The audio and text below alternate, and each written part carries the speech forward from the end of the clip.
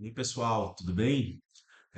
Eu vou trazer aqui nesse vídeo, de uma forma que vocês possam compreender com algo do cotidiano de todos, como eu posso definir os meus pontos de calibração e o meu critério de aceitação de um instrumento. Então, para exemplificar e para que todos possam compreender de uma forma simples, eu vou utilizar o velocímetro de um carro, tá? Vamos dizer que é o meu carro. Então, para isso que eu já coloquei aqui um velocímetro. Então, o velocímetro do meu carro, ele marca de 0 até 240 quilômetros por hora, tá? Mas qual que é o intuito aqui? Vamos dizer que eu agora estou com medo de tomar multas, né? Não quero tomar multas, e por isso eu vou mandar o velocímetro do meu carro para calibração, tá? Então, se o velocímetro do meu carro marca de 0 a 240, que é o que é mais comum se fazer, se ele marca até 240, eu quero que calibre aí, que a empresa calibre de 0 até 240, porque se o velocímetro marca 240, eu quero saber quanto que é que está marcando ali 240. Esse é o primeiro erro. Por quê? Porque muitas das vezes isso daí pode encarecer a minha calibração. Tá? Por quê? Porque e não só encarecer, como os pontos que serão definidos pelo laboratório que vai fazer a calibração podem não ser adequados ao meu uso, tá? Mas Danilo, como é que eu faço para saber o que é adequado ao meu uso? Primeiro, eu preciso saber onde eu vou usar esse meu instrumento. No meu caso, se é o velocímetro do meu carro, então ele tem ali a minha faixa de medição que é de 0 até 240, correto? Mas tá, aonde que eu vou usar meu carro? Bom, eu, como moro na cidade de São Paulo, eu tenho algumas vias. A via mínima, que com o menor valor que tem de velocidade em São Paulo, que possui radares, são 30 quilômetros por hora. Opa, então calma aí, isso aí é importante se dar. Depois de 30, qual que seria o próximo radar aqui dentro da cidade de São Paulo? 40 quilômetros por hora. E assim por diante, fui fazendo um levantamento. Próximo ponto, há radares em 50 quilômetros por hora. Próximo, 60, 70, há radares de 90, 100, 110 e 120. Claro, dentro da cidade de São Paulo, os radares vão até 90. Mas caso eu precise me deslocar às cidades vizinhas aqui mais próximas, caso precise pegar uma rodovia, há radares de velocidade 100, 110 e 120. Então, vamos lá pensar. Se eu tivesse pedido para a empresa inicial calibrar o meu equipamento e ele calibrasse, por exemplo, no ponto 0, 120 e 240, ele calibrou em 3 pontos, ali dentro da escala. Só que o que acontece? Nem sempre esses pontos vão ser lineares. Ou seja, eu olhando aqui agora para esses meus pontos de utilização, o que eu entenderia que seriam melhores os meus pontos de calibração? Algo que tivesse entre 30 e 120. Não tem necessidade de eu utilizar em 240. Muitas das vezes, vamos dizer que até o meu carro chega em 240 quilômetros por hora, tá? E fingir aí que ele chega, porque também é algo que nem sempre acontece. Não é porque o instrumento marca que ele consegue ter uma precisão e consiga atingir esses pontos. Mas tudo bem, vamos aqui partir do pressuposto que ele chegue a 240 quilômetros por hora. Bom, se eu nunca vou usar em 240, para que eu quero saber qual que é o desvio ou qual que é o erro do meu equipamento, do meu velocímetro nessa faixa? Não tem necessidade. E muitas das vezes é como eu falei, se caso a empresa lá que fosse calibrar, calibrasse em 0, 120 e 240, bom, aqui, ó, vamos dizer aqui que essa primeira faixa, ó, 30, 40, 50, 60, 70, essa faixa aqui eu não sei nem o que está acontecendo com o erro do meu equipamento aqui. Porque ele pode ser que no erro de 0, beleza, tá 0, mas aqui ele estava para um lado, esse erro, chegou aqui no ponto 120, foi para o outro lado, e aí chegou lá no 240, ele deu uma outra loucura, um outro erro muito assustador, tá? Então, é muito importante eu saber onde eu vou aplicar. Como eu conheço os meus radares de velocidade, eu sei onde aplicar. Feito isso, então eu sei que a minha faixa, tudo bem, a minha faixa de medição do meu equipamento é de 0 a 240 quilômetros por hora. Porém, a minha faixa de utilização é de 30 a 120 quilômetros por hora. Opa, se é de 30 a 120, Por que que a minha faixa de calibração do meu equipamento também não é de 30 a 120? Essa deveria ser a minha faixa de calibração, tá?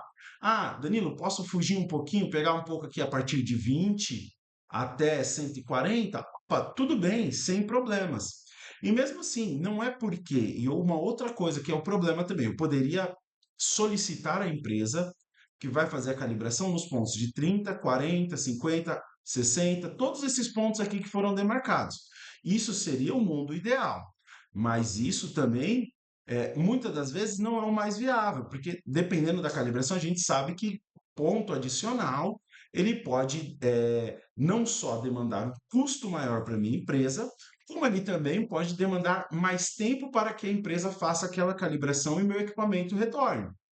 Tá? Então, o que que eu posso fazer? Eu posso criar aqui alguns caminhos. Então, por exemplo, eu posso ir aqui e fazer o ponto de 30, o ponto de 60, o ponto de 90 e o ponto de 120. Então, vocês viram que eu tive uma razão de 30 em 30 quilômetros do primeiro até o último ponto?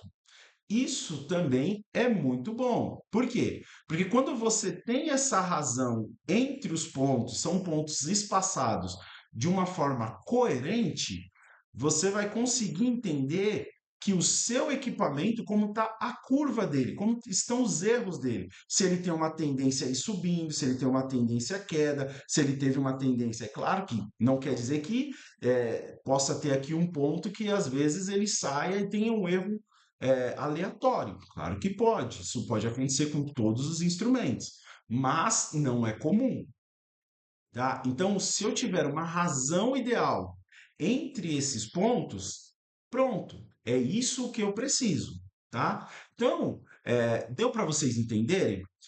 E não é que eu não possa fazer aqui outros pontos, não é que eu não possa fazer todos os pontos. Mas se eu fizer 4, 5 pontos ao longo da minha faixa de utilização, são os pontos ideais para minha calibração, tá? Para eu solicitar ao laboratório que vai efetuar a calibração.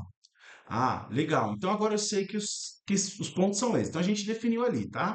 Ponto de 30, o ponto de 60, o ponto de 90 e o ponto de 120 quilômetros por hora. Mas aí, isso aí, ou seja, ali eu falei para vocês que ia definir os pontos de calibração e o critério de aceitação. Os pontos estão definidos. E o meu critério? Como que eu posso definir o meu critério? Isso é uma dúvida muito grande entre os clientes, tá? Então, é bem fácil. Eu vou tentar exemplificar também ainda dentro desse processo, tá? A minha faixa de medição ela continua sendo de 0 a 240, os pontos estão definidos. Eu vou trazer um dado aqui, não sei se vocês sabem, mas normalmente até 100 quilômetros por hora os radares eles costumam ter. Vamos novamente, agora eu estou trazendo aqui um dado, não é que isso é a regra, tá? Não é a regra, mas é o mais comum acontecer. Os carros eles têm uma tolerância de 7 quilômetros por hora, tá? Ou seja, os radares eles têm uma tolerância de 7 quilômetros por hora para ser multado. Então, por exemplo, se eu estou ali, estou em uma via, o radar é 50 quilômetros por hora. Ah, meu carro está 52, 53, 54, 55, 56, eu não seria multado. Se ele chegou a 57 quilômetros por hora e o radar pegasse essa minha velocidade, opa, eu iria ser multado, tá? Por quê? Porque é por conta dessa tolerância. Então, ou seja, isso aqui é a minha tolerância de processo, tá? O meu processo, ele me dá uma tolerância de 7 quilômetros por hora. Ou seja, tem uma margenzinha. Não quer dizer que, se eu tiver 51, porque às vezes não está calibrado o meu velocímetro, que eu seria multado. Ah, legal. Então, se eu sei a minha tolerância de processo, eu sei o quanto o meu processo não vai ser alterado, isso já é o primeiro dado que eu tenho. E aí, a partir da minha tolerância de processo, eu consigo definir a tolerância do meu instrumento. Há diversas formas de fazer um cálculo matemático, uma estatística para saber qual que vai ser a tolerância do meu instrumento. Há diversas formas. Eu vou explicar a mais comum. A mais comum é o quê? Eu pego a minha tolerância de processo e divido por 3. tá? Então, por exemplo, a minha tolerância aqui são 7 km/h, eu dividindo por 3, eu chego aqui a algo aproximadamente a 2,33 km/h. Ou seja, o que vai acontecer? Quando eu mandar calibrar o velocímetro do meu carro, por exemplo, lá no ponto, o primeiro ponto é 30, ele pode me dar um erro, somando, claro, erro e incerteza, tá? Eles podem dar até mais 2,33 km/h, somando erro e incerteza. Então, ou seja, vamos supor que era a empresa que fez a calibração, simulou lá o ponto de 30 km/h e o meu velocímetro ele marcou aqui 32 km/h.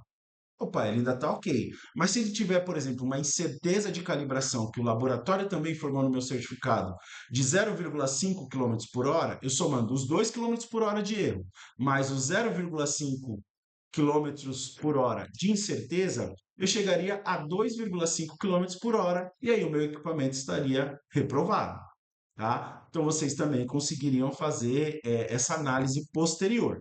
Mas eu espero que vocês tenham entendido aí tudo o que foi passado. Então, o que a gente conseguiu definir? Primeiro, o que a gente precisa saber? Onde o nosso instrumento vai ser aplicado. Descobrimos onde ele vai ser aplicado. Depois disso, nós vamos ver qual vai ser o range do equipamento que vai ser utilizado na nossa aplicação. Definimos o range, a gente vai definir de forma espaçada os nossos pontos de calibração. Definimos nossos pontos de calibração, nós vamos ver a tolerância do nosso processo. Vimos a tolerância do processo, pega esse valor, divide por 3, como eu falei, não é a única forma de criar um critério, mas é a forma mais simples de se criar um critério.